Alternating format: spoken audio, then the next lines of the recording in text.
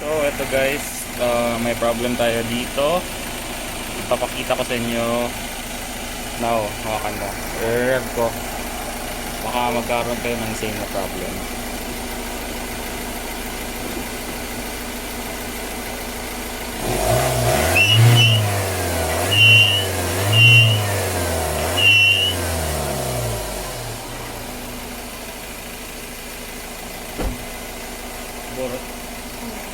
So, yan yung problem guys. Dalhin ko to sa Ford para mapalitan to. So, Ang papakidib ba? Ano sabot yun? Hindi normal ba? oh!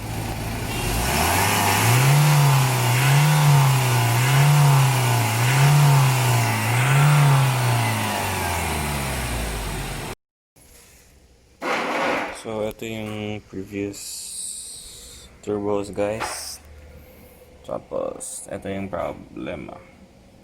Kaya sumisingaw, nagwi-whistle sound siya. Buti lang to, maliit. Yung iba, malaki.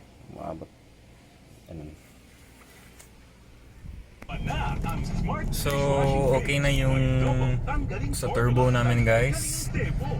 Pag-aabot ka ng 2,500 to 3,000 RPM, nawala na yung whistle sound. So, try natin mag 3,000 RPM. Wala na. So, makikita nyo sa cut videos after this na yung whistle na ibig kong sabihin. So, don't mind that yellow light there sa TPMS yan.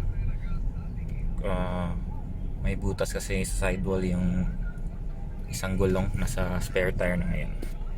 So, I hope you like this. And please like and subscribe sa channel ko. Baka makatulong kayo. Thanks!